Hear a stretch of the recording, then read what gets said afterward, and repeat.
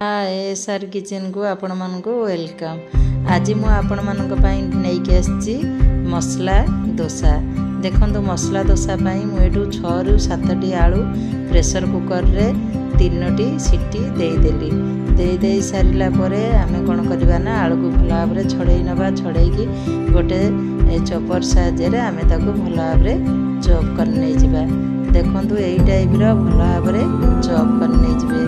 आलू गुड़ी को पूरा भला भाबरे सिझी जाइतिला ताको आमे कोन करबा ना चॉप कर नै जिबा। एथिरे आपण माने चाहिले गाजर पकई परिबे आउ अन्य किछि वेजिटेबल्स आपण माने चॉप करके पकई परिबे। मु खाली आलू नै छी। एठी तार मसला रही छी। एठी देखंतु पूरा आलू रेडी हे गला। आमे वर्तमान कढ़ाई रे 2 चम्मच तेल दबा। 2 चम्मच तेल दे सारला परे तेल ताती सारला परे आमे ताकू टिके छुंक दबा पई आमे हाफ चम्मच जीरा सोरिष सेतिरे पकई देले। पकई दे सारला परे कट्टा है कि रही पूरा छोट छोट 2टी बड़ साइज रो पियाज ताकू आमे तेल रे वर्तमान पकई दबा। पकई दे के आमे कोन करबा ना भला भाबरे पियाज टिके भाजी नबा। तेल रे भाजी नबा। देखंतु केते सुंदर भाबरे पियाज टी लाल लाल होइके भाजी आलणी। आ ताबरे मु कोन करथिली ना जो अदा रसुण आ कंचा लंका को मु छेची की रखिथिली।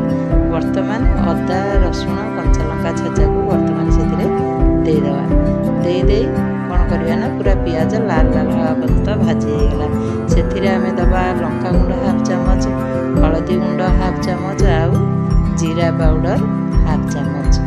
देखंतु आमे पुणी कोन करबा ना ताकू भला भाबरे आमे ना कसी नबा। मसला सहित पियाज सहित मसला को आमे कसी नबा। देखंतु हमर मसला एपटरे रेडी हेलानी। जेहेतु आलू चॉप कला बेले मु सेतिरे पकई देतिली लूण आ वर्तमान मसला रे मु लूण पकई नै। देखंतु आमे वर्तमान मसला आ आलू को वर्तमान पूरा भल भाबरे मिसई नबा। एई हमर देखंतु हमर हे गला मसला डोसा पई आलू डोसा। देखंतु सेतिरे मु काटी की रखितिली धनिया पत्र किछि ऐड कर दबा। देखिले हे गला हमर वर्तमान रेडी मसला डोसा पई आलू मसला। देखंतु हमर आलू मसला केते सुंदर देखा जाउछि।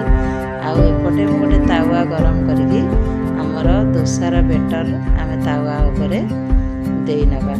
देई नै सारला परे एई टाइप रो पतला भाबरे देबे। कारण एटा मोर जेहेतु रुटी तावाटा टिके छोट अछि आउ सेथि पई बहुत छोट डोसा हमर इतरे बनिबो। सेतिरे आमे तापरे से आलू मसला को ता भितरे वर्तमान देई नबा। देई भला भाबरे आलू मसला आमे देई नबा। देई सारला परे ताकू आमे डोसा बनेइबा।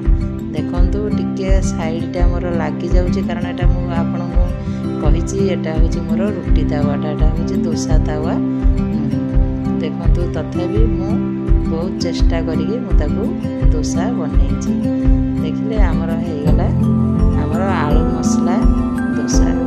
देखंतु मसला डोसा रो गोटे पुणी आ गोटे एई परि भाबरे आमे डोसा बनेइ नबा। एई देखंतु पुणी आ गोटे दे देली। आपण माने जति मोर एई आलू मसला डोसाटी आपण मानकू भल लागुथबो आउ आपण मानकू जति मोर चैनल टी भल लागुथबो मोर सब वीडियो आपण माने जति देखि परुथबे एसआर किचन माध्यम रे सेति में मु आपण मानकू अनुरोध करूची मोर एई आलू मसला डोसाटी को आपण माने लाइक करिवे, शेयर करिवे, सब्सक्राइब करिवे। आ आपण मानकू जति भल लागुची ताहले कमेंट बॉक्स रे लिखि मते जणैबे। देखंतु हमर रेडी हे गला आलू मसला डोसा ता सहित चटनी।